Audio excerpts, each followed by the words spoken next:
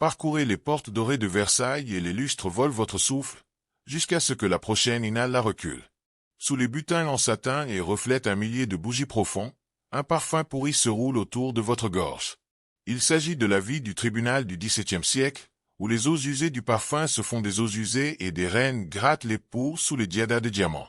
Prêt à rencontrer les 5 horreurs d'hygiène qui se sont cachées derrière la soie? Préparez-vous, le premier commence par l'eau, ou plutôt la terreur de celui-ci. À l'ère de Louis XIV, les nobles français ont traité un bain comme les randonneurs modernes traitent les sables mouvants. Intervenir uniquement si vous le devez, et même alors, priez. Les médecins, armés de la tradition galénique, ont averti que l'eau tiède détendait les pores, et ouvrit des passerelles pour des vapeurs de peste. L'Église a sonné, à la marque batteuse comme passerelle pour un péché différent. Aventure. Entre l'effroi médical et la panique morale, l'eau est devenue scandaleuse. Versailles n'a offert pas de baignoire en marbre et à la suite confortable pour ces dames. Au lieu de cela, une duchesse pourrait effectuer sa toilette avec rien de plus qu'un tissu à carreaux en dentelle amortie de vinaigre ou d'eau colocnée. Les mains, le visage, peut-être un balayage délicat le long de la clavicule, c'était le nettoyage complet. Certaines femmes de chambre ont juré par des roses enrichies de brandy. D'autres, lorsque le parfum était rare, a recouru à la salive sur un carré de linge. Le but était de parfumer, pas de purge. En rares occasions, un bain, complet, était inévitable. Après l'accouchement ou une maladie, le rituel est devenu communal. Une baignoire en bois, une soupe tiède. La hiérarchie a gouverné l'ordre, roi d'abord, puis des princes. Alors, si l'eau couvrait toujours les trous, queens et des duchesses.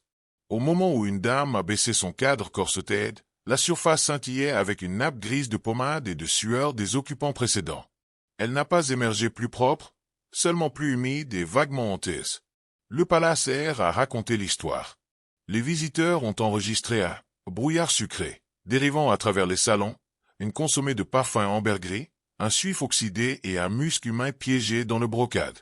Les courtisans ont tenté de le masquer en se fondant dans des parfums plus lourds, le jasmin, la civette, même le musc distillé de cerf en cage. Le résultat? Une course aux armements olfactifs où la victoire sentait presque aussi mauvaise que la défaite. Et pourtant, sous des perruques en poudre et des corsages bijoux, ces femmes ont maintenu le côté adapté au mythe. Ils ont glissé sur les sols du parquet, les fans qui se jettent délicatement, tout en hébergeant une peau qui n'avait pas rencontré de savon pendant des saisons. Versailles a exigé que ces roses fleurissent. Cela se souciait peu de si leurs racines pourrissaient dans l'obscurité. Versailles a ébloui l'Europe avec 700 chambres, 1200 cheminées et aucune vraie salle de bain. Pour ces femmes, lacées en robes plus larges que les cadres de porte, le relief est venu dans des bols en porcelaine surnommés chaises d'affaires. Ces pots de chambre se sont cachés derrière des écrans, sous des lits de canopées ou dans des placards dorés de la taille des cercueils. Lorsque l'envie a frappé, une duchesse a simplement signalé une femme de chambre, a soulevé 40 livres de soie et espérait que le pot ne ferait pas basculer. Ce qui s'est passé ensuite dépendait de la furtivité. Un serviteur peut transporter le navire débominable à travers la galerie des glaces, la jupe drapée discrètement sur le dessus et la vide par une fenêtre abattant. Les statues de la cour d'Apollo ont enduré plus que la pluie. Si le vent se déplaçait, les déchets ont pulvérisé comme une vengeance. Les journaux mentionnent les dames hurlant alors que les gouttelettes brunes tachent leur poudre. Les livres d'étiquette de l'époque ont conseillé des parapluies les jours venteux, à l'intérieur. Pire, les moments où un pot n'était pas à portée de main lors des cérémonies sans fin. Les messieurs se sont simplement tournés vers une colonnade du palais, mais une femme liée par la corseterie ne pouvait pas. Certains ont eu recours à bourdalots, un mini-pot en forme de larme à glisser sous des jupes en se tenant. Essayez-le gracieusement et vous étiez magicien de la cour. Fumble et liquide ambre coulaient sur des pantoufles satinées destinées au regard du roi quelques instants plus tard. Le personnel du palais, surmené et sous-payé, a nettoyé les couloirs hebdomadaires, les matins du jour, ont crapé à la saleté en croûte avec des pagaies en bois, puis en saupoudant de la chaux et de l'eau de romarin pour émousser l'odeur. Jeudi, la puanteur est revenue, se mêlant à la fumée de bougies et aux chevreuils rôtis jusqu'à ce que l'air se sente à la fraîche. Les diplomates en visite ont signalé des nausées au public officiel. Un envoyé vénitien a affirmé qu'il avait senti Versailles 2 miles avant de le voir. Pour les femmes royales, le risque était plus que l'humiliation olfactive. Les parasites prospérant, les infections aussi. Les médecins ont diagnostiqué un Flux du palais. Un terme poli pour la dysenterie chronique blâmée à l'air nauséabond mais enraciné dans des bactéries fécales. Pourtant, la vie du tribunal a exigé une promenade constante, présentant des pétitions, échangeant des ragots, tournoyant dans minuet. Les duchesses ont donc appris une glissure délicate, des yeux en avant. Des jupes subtilement se sont soulevées pour éviter les taches lisses que les peintres de l'histoire éditent du parquet.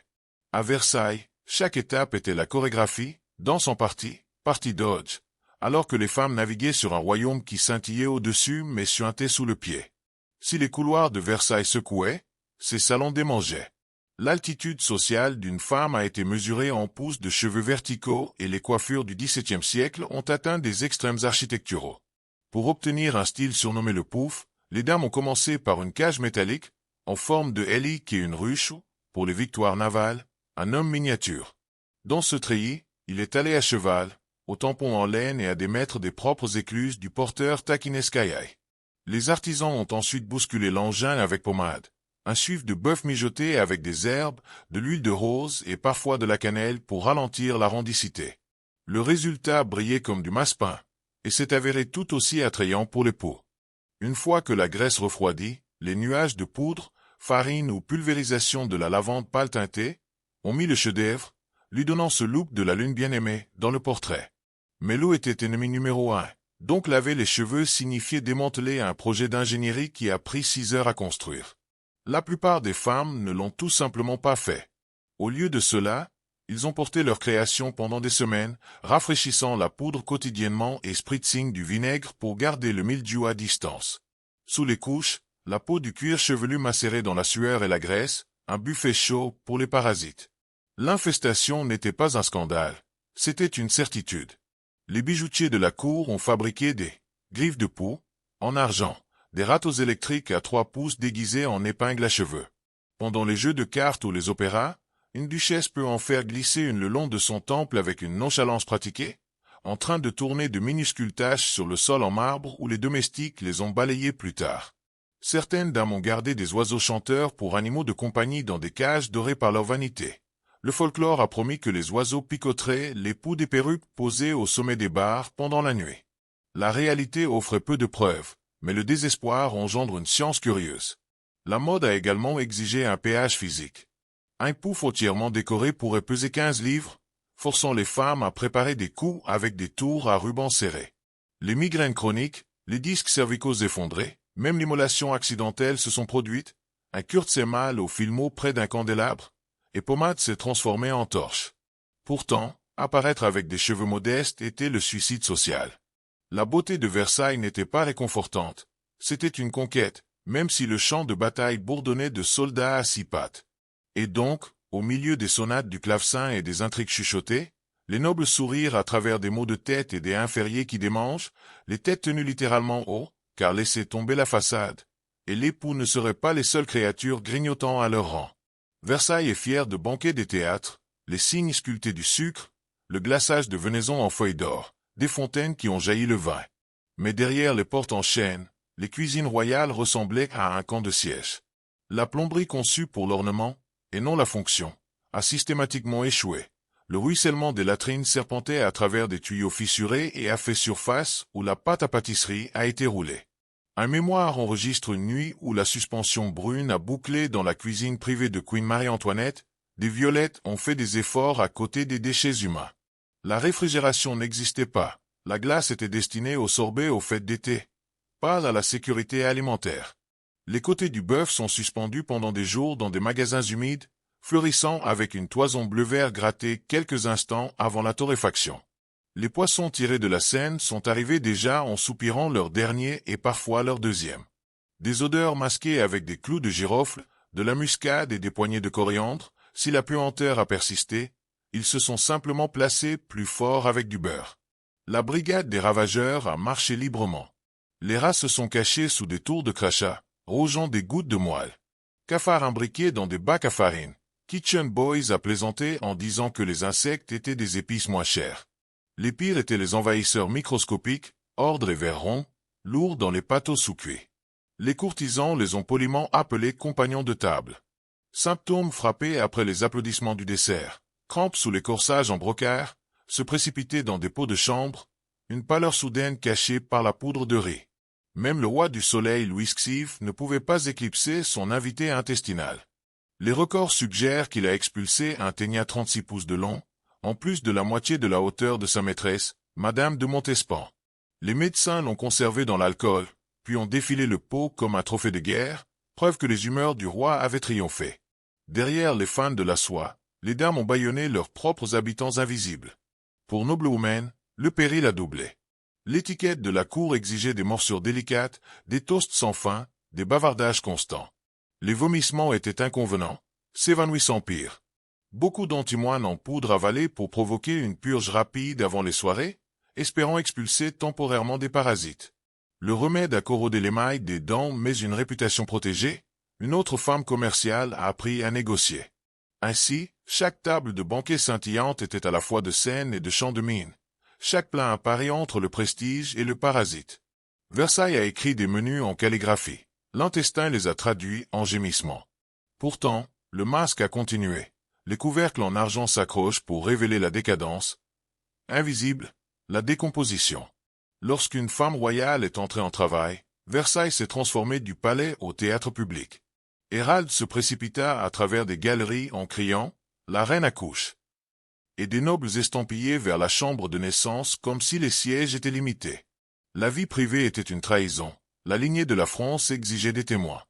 Ainsi, au milieu des rideaux de brocade et de la transpiration de candélabres, une reine se tordait tandis que 2 douzaines de courtisans se sont bousculés pour des lignes de vue mieux adaptées à une exécution. Protocole a été fermé pour bloquer les miasmes nocifs, transformant la pièce en fournaise. Les sages-femmes en ont lavé après les livraisons précédentes, travaillé par l'instinct et le chuchotement Ave Maria. Les instruments étaient rares, un cordon de lin gras pour la traction, un bol en étain pour le sang et une pince rarement utilisée parce que les hommes craignaient de nuire à l'héritier, pas la mère. Marie-Thérèse d'Espagne a enduré 20 heures solides, sous ce regard. Sa robe a été fondue et retirée par des dames, en attendant qu'il pleurait lorsque les contractions ont culminé, en partie de la sympathie, en partie de la peur d'évanouir devant le roi.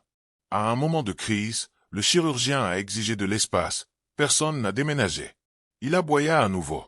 Ce n'est que lorsque le cri de la reine a craqué un miroir que la foule recule à un seul rythme. L'infection se cachait à chaque soupir. Pas d'antiseptique, pas de gants, juste un rinçage rapide d'instruments dans le vin si le temps le permettait. La fièvre des enfants a traqué les couloirs, réclamant une mère sur 5 en quelques jours. Les nouveau-nés ne se sont pas mieux comportés, emmaillotés dans des draps non lavés, embrassés par tous les courtisans désireux de curer la faveur. Ils ont souvent convulsé une septicémie avant de recevoir un nom. Pour la mère, la survie n'a pas mis fin à l'épreuve. En quelques heures, elle devait apparaître composée pour des visites de félicitations, la face en poudre pour masquer l'épuisement, les lèvres se sont séparées dans un sourire pratiqué tandis que son abdomen se serra toujours dans des pages. Tout signe de faiblesse risquait de chuchoter sur le sang fragile, inapte au futur héritier. La naissance royale était donc moins miracle que le spectacle, une preuve cruelle de la dynastie qui appréciait les témoins sur le bien-être. Versailles a mesuré le succès non pas par le pouls de la mère, mais par le sexe du bébé et les applaudissements des spectateurs intitulés. Pourtant, chaque volée de canon triomphante résonnait des murs de chambre encore tachés par la sueur et le sang qu'aucun serviteur ne pouvait complètement s'éloigner. Reculé par le parquet et étudier la tapisserie en entier, Versailles scintille comme le gel du matin, mais chaque fil que nous avons tiré révèle sous la pourriture sous l'or. Craignez l'eau, les déchets jetés, les cheveux vivants, les banquets empoisonnés, l'accouchement exposé, chacun d'habitude cousu une misère privée dans la splendeur publique de la France. Les femmes royales, drapées dans les bijoux, sont devenues des acrobates réticentes équilibrant l'étiquette au sommet de l'infection, des attentes au sommet de l'épuisement. Pourquoi ont-ils duré? Le pouvoir, certainement. Un courtier tordu pour écouter une fortune, une famille, un avenir. Mais plus profondément réside encore la règle de perception du fer. La cour pensait que l'air magnifique signifiait être magnifique. Ainsi, la puanteur a été parfumée, les poids accessoirisés, la douleur poliment rejetée. L'illusion élégante a l'emporte sur la réalité corporelle. Les yeux modernes pourraient se moquer, mais des échos s'attardent. Nous célébrons toujours les images polies, flux filtrés, les sourires du tapis rouge, tout en cachant l'inconfort dans les coulisses. Nous chassons le statut qui se gratte parfois, les régimes qui étouffent, les chaussures qui boursouflent, souris qui me font mal. Versailles a disparu, mais l'instinct de souffrir pour le spectacle survit dans des couloirs antiseptiques plus subtils. Rappelez-vous cela la prochaine fois qu'un drame d'époque passera par des listes de lecture en streaming. Ces valses aux chandelles se sont produites un projet loin des bouts de serre de chanvre. Une duchesse tournoyée en soi aurait pu supprimer les nausées du pâté gâté ou se mordre la langue contre une contraction, sous l'examen de la moitié du royaume.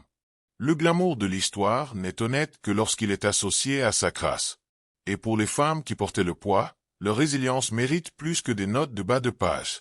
Ils ont navigué sur la tyrannie de la mode, de la biologie et de la monarchie avec suffisamment d'esprit pour manier des griffes de poux comme les sceptres et le sarcasme sharp que n'importe quelle rapière. La survie elle-même était un acte de rébellion tranquille.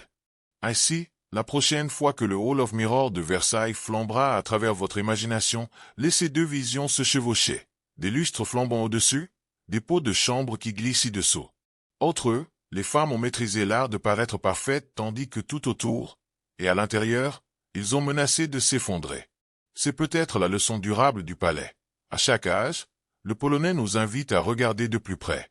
Derrière chaque éclat se trouve une histoire, et souvent, ça pue.